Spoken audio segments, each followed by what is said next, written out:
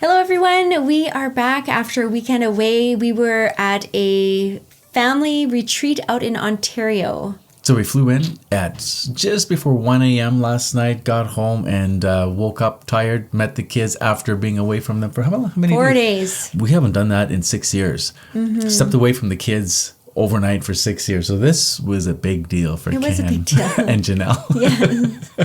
But it's good to be home, and we have a lot of lovely experiences that we had over the weekend. Yeah, so we were invited to speak at a family camp in Ontario. This event, I would have to say, ranks up there with uniqueness, and it was absolutely delightful. Mm-hmm. So what was so unique about it? Well, first off, the actual event was held in a barn.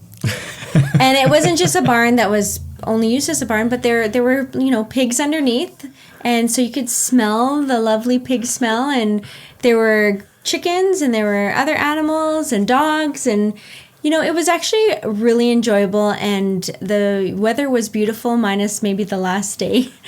But it really was an interesting location and a great weekend. Yeah, and there was wonderful, delightful people there too. We had the order. The Queenship of Mary. Yeah, just a fantastic order that's just starting here in Canada. So they were serving. We were doing the main talks, and they had children's ministry. About 175 people that were there. But we'd like to share with you different things that we learned from this experience, because I feel like we were blessed by this rich experience, and we'd like to share what we learned with you. Do you want to share first? The first thing that stood out to me? Yeah. Okay. I was speaking to the gentleman that owns the property, and he was really talking to me how important it is to work in your charism. And basically, God has given us all areas of giftedness, and it's important to know and identify those areas so that we can work in those areas. Because sometimes I'll look at somebody doing a certain type of ministry, and I'm just like, wow, how do they have the energy to do that?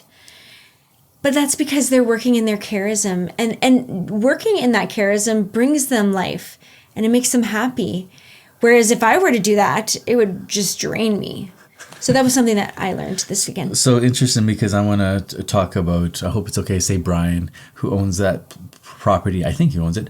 But what he does own it. Okay, so what impressed me was about him is that faithfulness doesn't necessarily show its fruits immediately.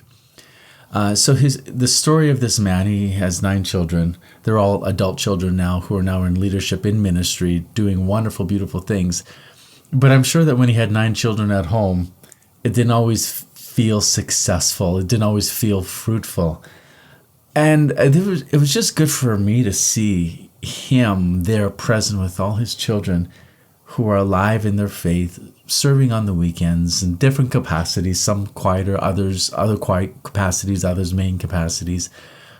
And he was just there. Mm-hmm. And I delighting in his children who were leading others to Jesus.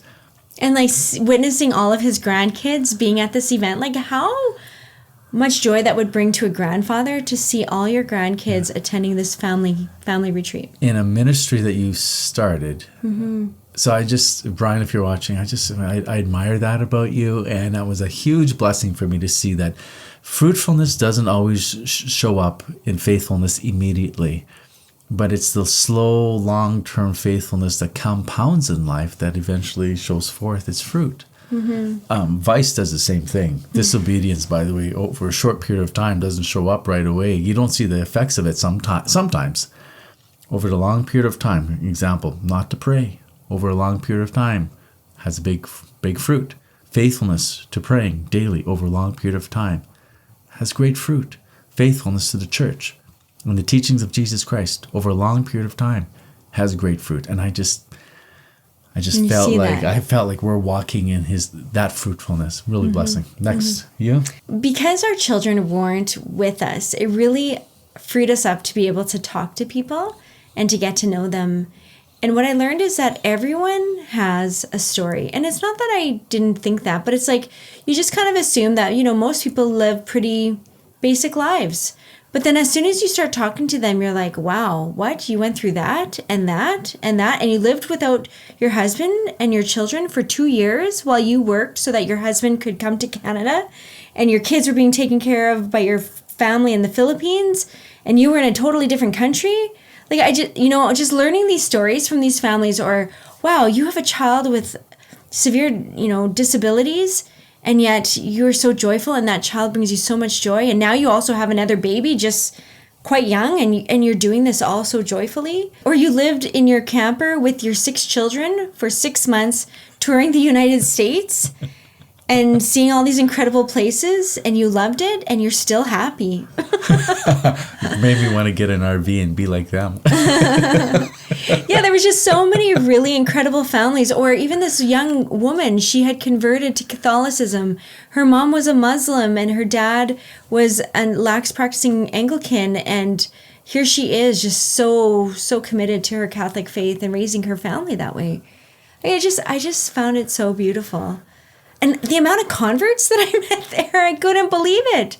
It was like convert after convert after convert. And I'm like, what is going on here? There's so many people who are just being drawn to the church. Yeah, and it's beautiful. It is beautiful. Next thing that I learned was that you sacrifice for what you love.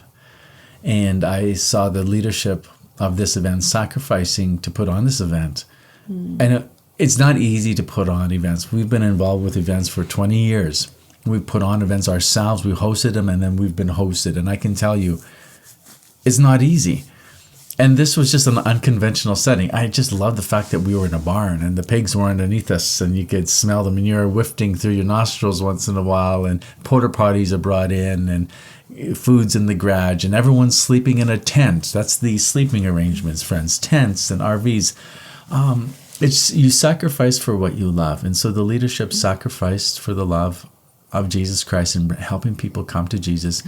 But the people who were present there also sacrificed for what they loved. It's not easy to drive 3 hours from Toronto, for example, and tent for a couple days, and it rains, just to hear a message of faith.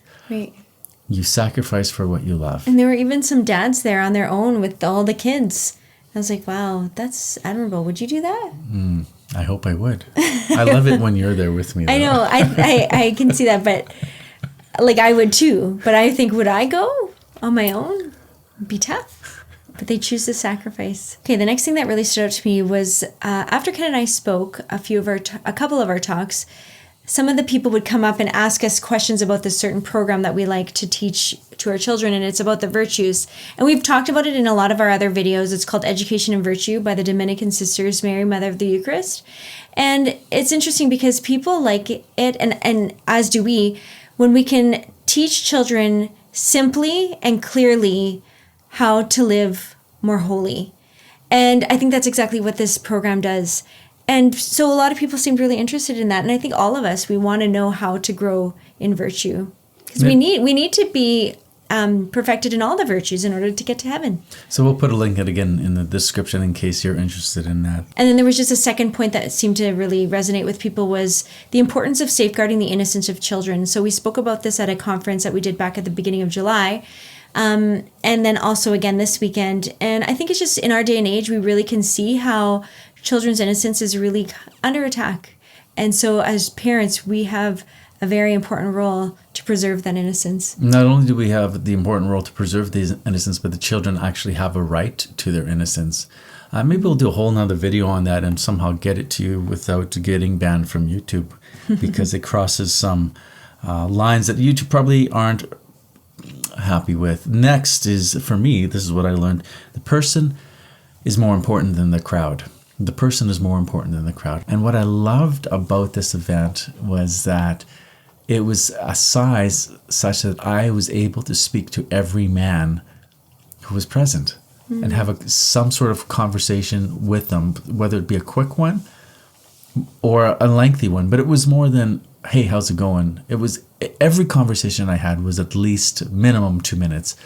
And it's hard to do that at an event, but because it was over a long period of time, and you were free to do that. Yeah, it was free. You didn't have other responsibilities. Yeah, and I just really appreciated that, hearing, like you said, the stories of the people. I find that I learn more from people than I do from books, and so I feel blessed that I was taught this weekend by the stories of the men that I met.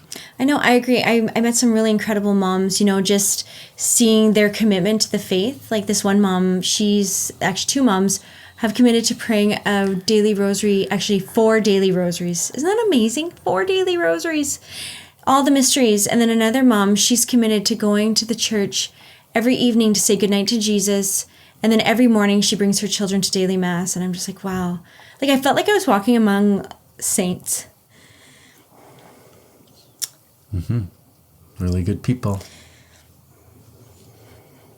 And then there was like a really lovely holy priest who just dedicated so much time to hearing people's confessions and bringing us to Jesus in the Eucharist, in Eucharistic adoration, but also at Mass.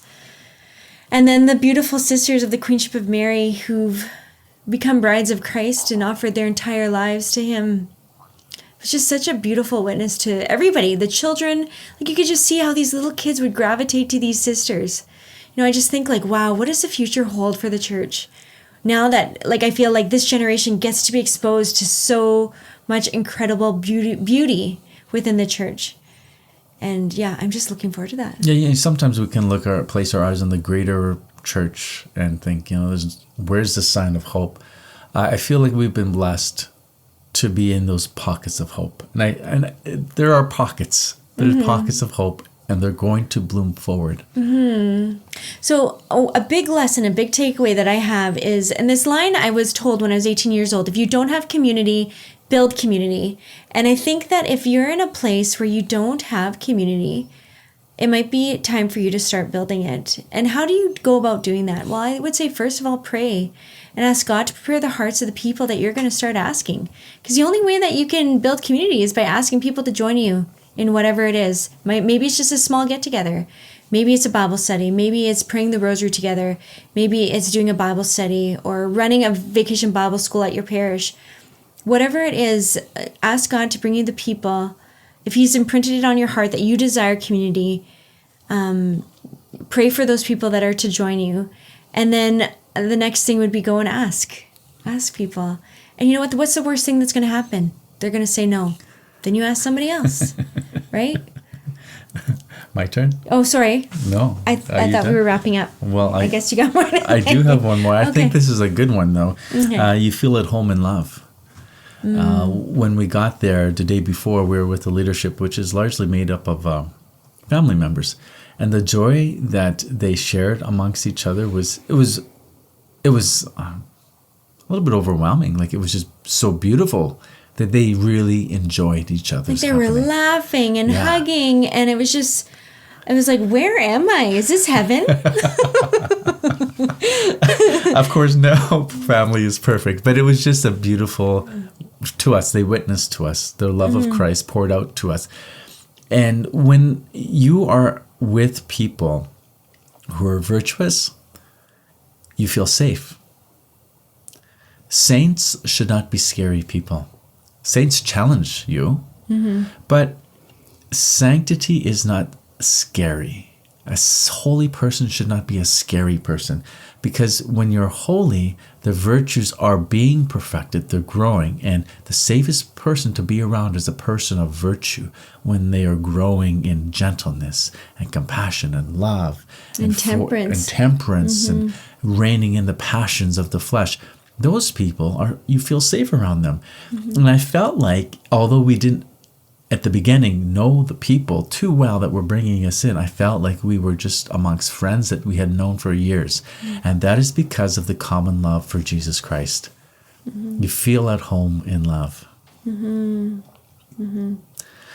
So that's what stood out to us. Thank you for those of you who might be watching who invited us to speak and minister. It was a real blessing. And for those who are watching, please comment below. Share with us what stood out to you in this video and why. Really grateful that you give us your time to serve you this way. It also brings us great joy to do this. Any closing thoughts? Are we done? No. We should go spend some time with our kids. Yeah. Good.